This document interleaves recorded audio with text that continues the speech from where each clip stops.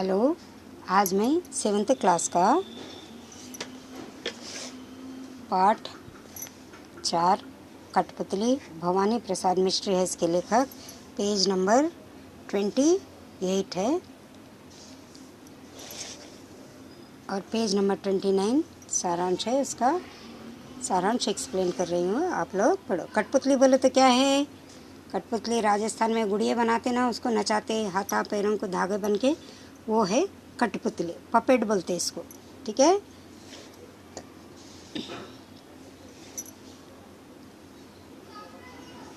प्रस्तुत कविता में एक कठपुतली अपनी परतंत्रता, पराधीनता, परतंत्रता यानी किसी के अधीन रहना, गुलाम रहना, उब कर परेशान होकर अपने गुस्से को प्रकट करते हुए कहती है। तो कठपुतली क्या है? किसी के गुलाम बनने से वो बहुत उब गई है और परेशान होकर वो गुस्से में आकर कहती है कि इन धागों से आगे पीछे बंधा रहना अब उसे स्वीकार नहीं है। पपेट क्या कहती है कठपुतली कि मेरे जो आगे पीछे धागे बंधे हैं, अब मुझे वो धागे बंधे हुए पसंद नहीं है।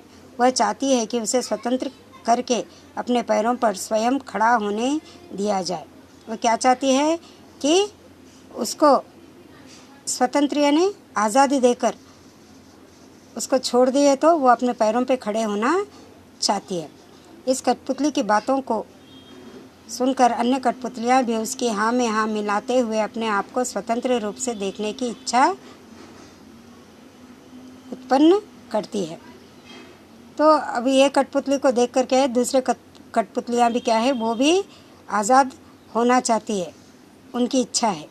परंतु पहली वाली कठपुतली सोच विचार करने के बाद से सोचती है कि अरे हमारी तो बनावट ही ऐसी है।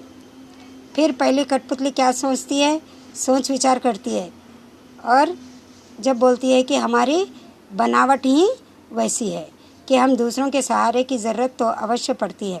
तो क्या कहती है कि हमें दूसरों का सहारा तो होना बहुत ज़रूरी है। अगर धागे वगैरह बंधेंगे नहीं तो उन्हें नाचेंगी कैसा?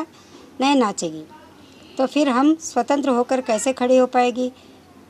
तो अगर हम आज़ादी से खड़े रहना चाहे तो भी नहीं खड़े रह सकते, क्योंकि उनकी बनावट ही वैसी है। इन्हीं बातों को सोचते हुए वह अपने मन को टटोलती है और हल्की सी मुस्कुराहट से यह मेरे मन में कैसी इच्छा जागी सोचती रह जाती है। अब फिर क्या है, वो अपने आप में सोचती है और मन में टटोलती है, मतलब अपने मन को वो ढूंढती है और हल्की सी मुस्कुराहट यानी थोड़ा सा मुस्कुराती है और अपने मन में ये कैसी इच्छा जागी बोल के वो सोचने लगती है।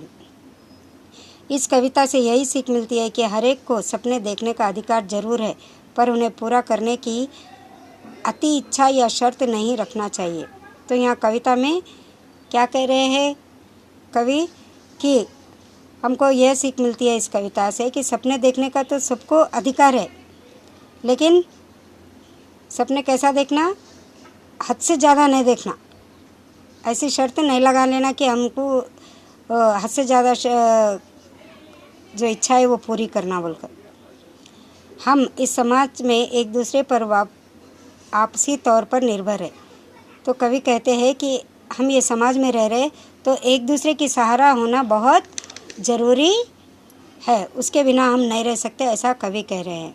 तो आप लोग ये सारांश पढ़े ना, इसको एक बार ध्यान से रीडिंग करो, रीडिंग करके समझो। धन्यवाद।